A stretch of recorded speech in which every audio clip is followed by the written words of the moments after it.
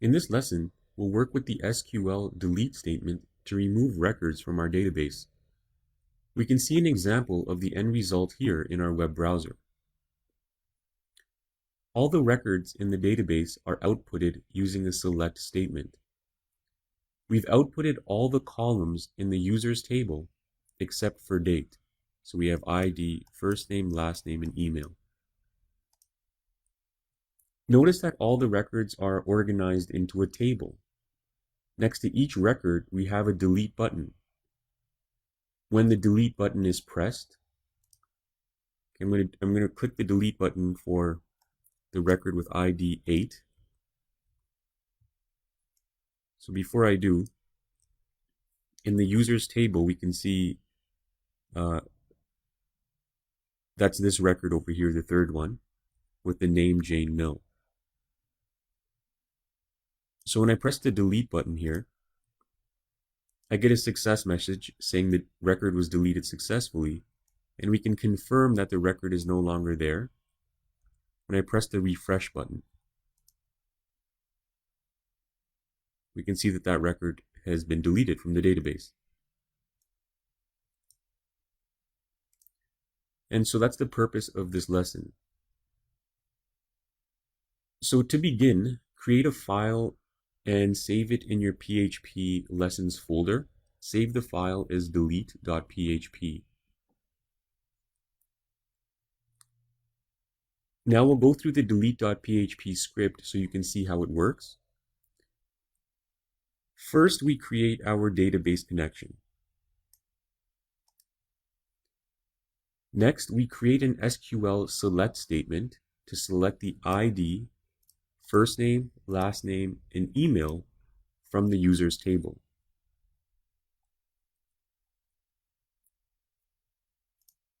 Next, we execute the SQL statement and store the results in the result variable. Okay, so there's really nothing new here. We've done all this before. Now, here we close off our PHP script because we're going to create an opening table element and define some attributes for the table. So remember that all the records are stored inside of a table. So what we're doing is creating that table. And so the table has a width of 300 pixels, border of 1, cell spacing of 1, and cell padding of 1. The reason we've closed off this PHP script is because it's easier doing it this way rather than nesting large blocks of HTML code inside an echo statement. So if we close off the PHP script, we can create some HTML code. Okay, so our web browser can understand HTML code outside of the PHP script. Now inside our open and close table tag, we have another PHP script here.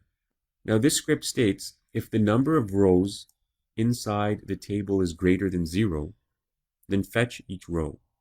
Okay, and we're fetching each row using our while loop.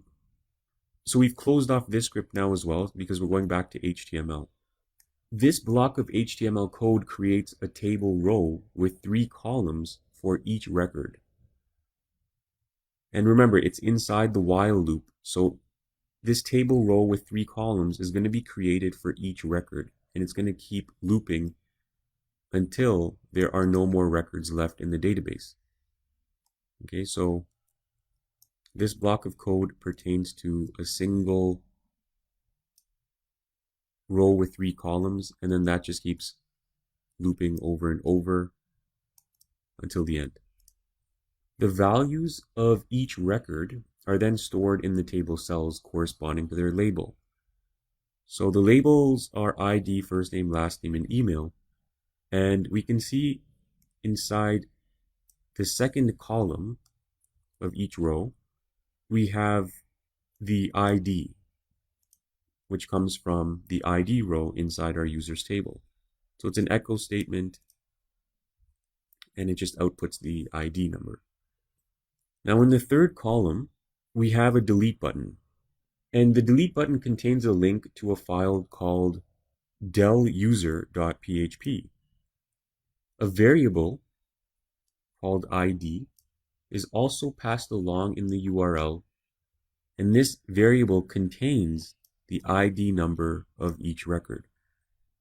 So if we hover our mouse over the delete button, look at the bottom of the web browser and you can see that the link is changing, or the ID number in the link is changing for each record.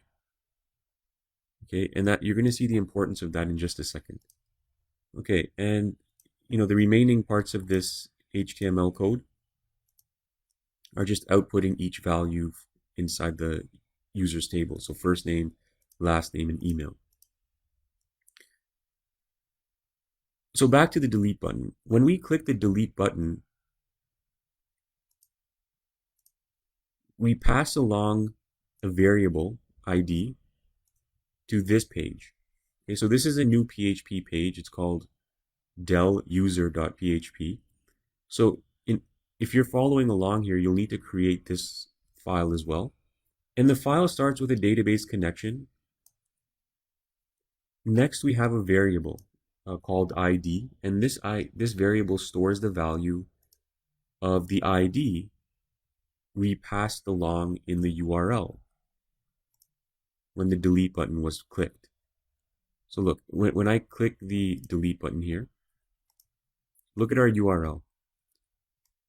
deluser.php question mark, and then the data we're trying to pass along. So we're passing along a variable called ID, and this contains the value of the ID pertaining to this record. Next, we create a SQL delete statement. Okay, and that's what the delete statement looks like. The delete statement deletes the record from table users where the ID equals the value in the ID variable. So we can see the ID for this record is 9. If I were to click delete, it deletes record with the ID 9 from our users table. And so that's how the SQL delete statement works. And to test out your script, just type in the URL on your local host to the delete.php file. Okay, and then you can start deleting records. So the record deleted successfully. Now if you click the back button and refresh the page, you should see that record disappears. So you can see that it is working.